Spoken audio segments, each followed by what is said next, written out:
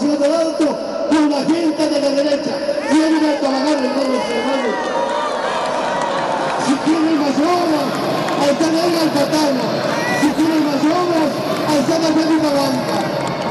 Hagan una reflexión, recuerden ustedes. Igualmente, hermanas y hermanos, en la ciudad de La Paz, gritaba del movimiento sin miedo, Villarreal. Buenas noches, viernes 6 de marzo del año 2015, programa 35 del año, el 2173 del ciclo. Voy a conversar con don Jorge Landívar, tenía que estar con nosotros Maggie Talavera también, que tuvo un problema, pero igual es bienvenido a este estudio y le agradezco su presencia. ¿Qué opinión le merece esta desesperación del presidente Morales? Porque esto, yo por lo menos lo veo como una desesperación. ¿Usted cómo lo ve? Yo nunca he visto que un presidente haga una campaña electoral cuando no le corresponde. Me refiero, está bien que él haga la campaña cuando sea la candidatura de él a la presidencia de la República o García Linera a la vicepresidencia, como que así lo han hecho. Pero en este caso es otro tipo de elección. Son elecciones departamentales, son elecciones municipales, donde el ciudadano tiene que elegir a los candidatos en función a sus condiciones, en función a lo que cada uno de ellos es, no a las condiciones o lo que es el presidente de la República. Joke Reimi, que es amigo mío, menos mal que acaba de hacer unas declaraciones donde dice que no está de acuerdo con lo que está diciendo el presidente, que me parece muy ético de su parte, pero me parece muy mal que el presidente de la República tenga que inmiscuirse. Pero el presidente Evo Morales ¿está tironeando o está empujando los carros? Porque en La Paz tiene el problema de que, según las encuestas, está perdiendo en la gobernación, está perdiendo en la alcaldía de La Paz y está perdiendo en la alcaldía del Alto. Es decir, es demasiado fuerte para él perder todo el departamento de La Paz prácticamente. En Santa Cruz está perdiendo en alcaldía y está perdiendo en gobernación. En Beni está perdiendo en alcaldía y está perdiendo en gobernación. Y si uno en Cochabamba va a ganar en los dos lugares porque la diferencia está grande. Es decir, ¿qué es lo que pasa con el movimiento al socialismo? Solo pasan unos meses del triunfo contundente de don Evo Morales y hoy día parece que se desdibuja todo eso. En Santa Cruz las cifras no le dan que no va a llegar al 30% el señor Borda, y sin embargo ganó el departamento de Santa Cruz en la última elección. Bueno, yo dividiría este tema en dos aspectos. Primero, el uso por parte del presidente de algunas candidaturas para lograr acceder, en el caso de los municipios, a los consejos municipales y en caso de las gobernaciones a las asambleas departamentales con alguien. Entonces, todos sabemos que Borda no va a ser el gobernador. Sin embargo, Borda está siendo utilizado como un vehículo para que entren algunos militantes del MAS o simpatizantes. Pero eso lo podía hacer con cualquiera. Lo que pasa es que al parecer necesita de tener cabezas más o menos visibles como para poder atraer a la gente o hacer que el voto esté más o menos dirigido para poder incluso dar o reforzar a las candidaturas a los consejos municipales o a las asambleas departamentales de gente que a veces ni siquiera se conoce en el medio. Sí. Entonces, el poner a una persona conocida es un poco mimetizar esa falencia, esa dificultad que tiene. Pero Borda no es precisamente una persona conocida. El presidente Morales estuvo buscando entre la clase media y la burguesía empresarial cruceña y 17 personas le dijeron que no. Es cierto. O sea, incluso más de un empresario privado que se creía que estaba en muy buenas relaciones, incluso a otro nivel más allá del personal con el presidente Morales. Lo triste en todo esto es que nunca se ha visto que un presidente pueda inmiscuirse tanto en una elección departamental y municipal. ¿Es la búsqueda del poder total? Yo creo que está en la desesperación más bien porque de un tiempo a esta parte ha habido un retroceso. ¿No le parece que es un desgaste muy rápido? En octubre ganó las elecciones. Noviembre, diciembre, enero y febrero se cae en 3 meses y medio.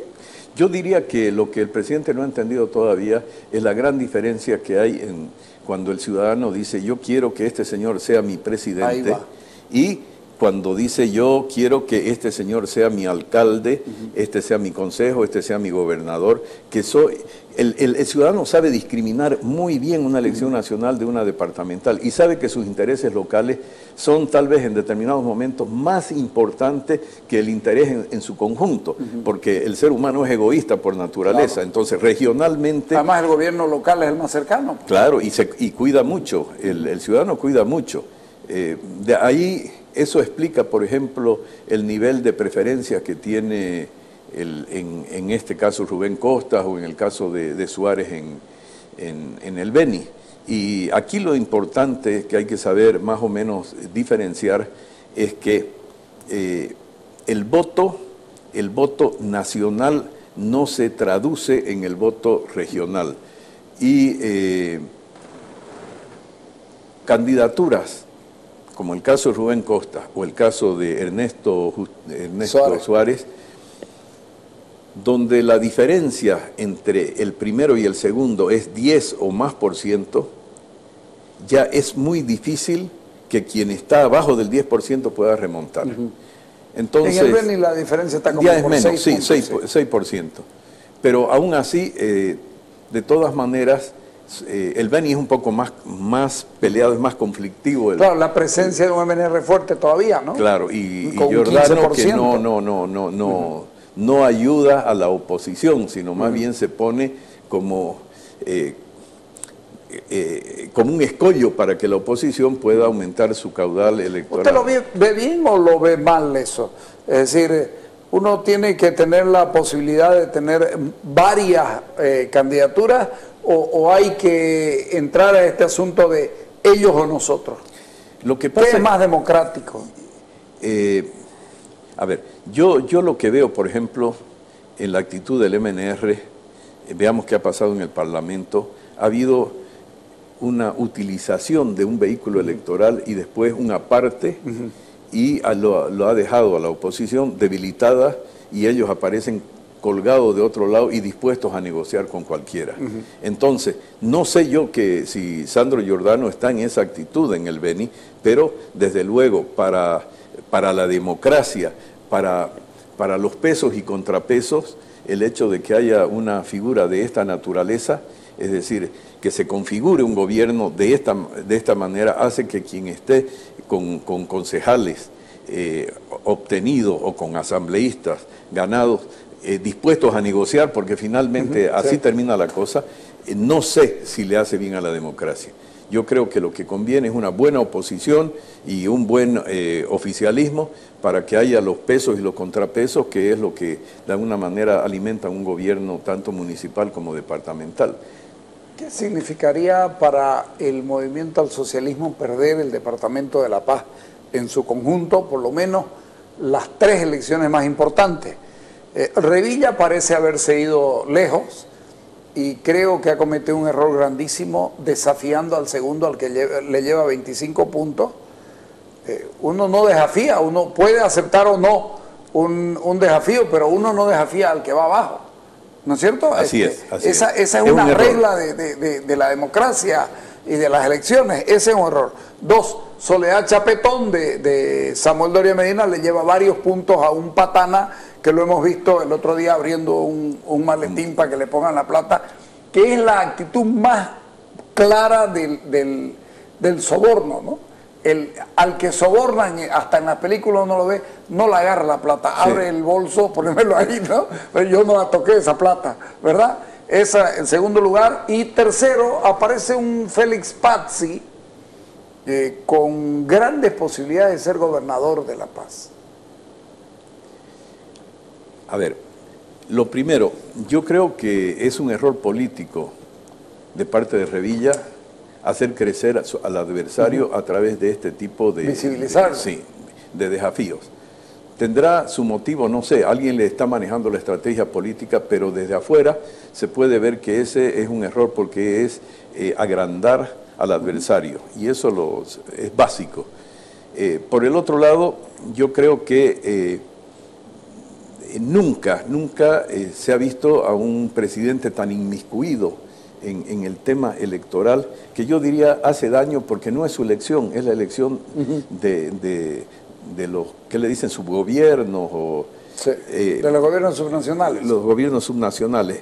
Entonces, hay una interferencia, una intromisión que es antipática para mucha gente. Lógicamente que el gobierno municipal, el gobierno departamental, manejado como se ha venido haciendo ahora, ha demostrado que hay nomás un cierto divorcio, una separación con las políticas del gobierno nacional y empiezan a actuar como una especie de contraparte, y eso es lo que le preocupa al gobierno, y más aún tratándose de la sede de gobierno, donde hay dos grandes fuerzas, la fuerza política del Alto y la fuerza política de la ciudad. Pierde el gobierno eso y está perdiendo gran parte de su territorio. Ya no es lo mismo movilizaciones con adversarios políticos que movilizaciones cuando los tiene a los gobiernos subnacionales a su favor o con ellos. Si a esto nosotros añadimos los inconvenientes que están teniendo en este momento por estos escándalos de corrupción, yo creo que el gobierno está en una actitud desesperada como no lo ha estado en otras oportunidades. Si bien tal vez Evo Morales se siente sólido en cuanto al apoyo popular, no así su estructura, que es con la que tiene que trabajar, al extremo de llegar No se preocupó por hacer partido, por hacer estructura. Esta necesidad de ser él el que maneje todo, finalmente le está jugando en contra. Claro, es el costo del caudillismo. No se puede hacer política sin estructura. Claro, es el costo del caudillismo. O sea, hay un momento en que el caudillo cae y cae toda la organización. Fíjese, sin ir muy lejos, el caso de ADN y el general Banzer. Fallece el general Banzer y se cae el partido. Ni Tuto lo pudo sostener, además que no le interesaba a Tuto sostenerlo. Él quería hacer una cosa aparte de Banzer y una especie de líder dentro de ADN sin Banzer. Y por supuesto no le resultó porque ahora... Por el asunto caudillista. Por el caudillismo, que no funciona en realidad, o sea, funciona a favor y al interés de quien es el caudillo en ese momento. Ha ocurrido con todo el Partido Socialista 1, exactamente, con Marcelo Quiroga. Sí, sí, sí. Entonces, esta intromisión del presidente Morales se explica desde ese punto de ver cómo puede apoyar. Por ejemplo, yo me sentiría mal si aparece el presidente, si yo fuera candidato a algo y aparece el presidente y dice voten por este. O sea, le está quitando todos los méritos, todo lo que es, está despersonalizando al candidato. Y es una lástima, ¿no? Porque, por ejemplo,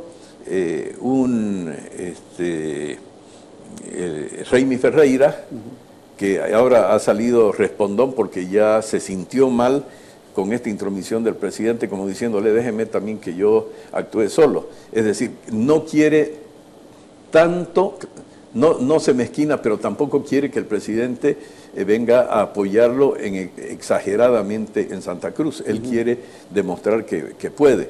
Claro que está lejos de poder hacer frente toda vez a... ¿Usted cree que Reimi veía que esto podía ocurrir? Porque a él le ha costado aceptar esta candidatura. Y además casi impuesta. Nosotros le preguntamos en su momento si estaba cómodo en la candidatura y dijo, bueno, ahora sí. Es decir, al comienzo no le gustó nada. Claro, porque yo no quisiera asegurar, pero más o menos lo dejo planteado para que se acuerden de mí. Yo creo que él ha negociado otra cosa. O sea, él es un simple vehículo en estas elecciones. Yo creo que después de estas elecciones le van a dar otro cargo, otras cosas. Claro, en función de las lealtades. En función a las lealtades. Ajá. O sea que, en realidad, Raimi no es un candidato de verdad, es un vehículo para que lleguen otros. Porque el otro inconveniente... Pero como aparece en los números, metería uno de 4 que metió Roberto Fernández la última elección. Es decir, la merma del movimiento al socialismo es tremenda.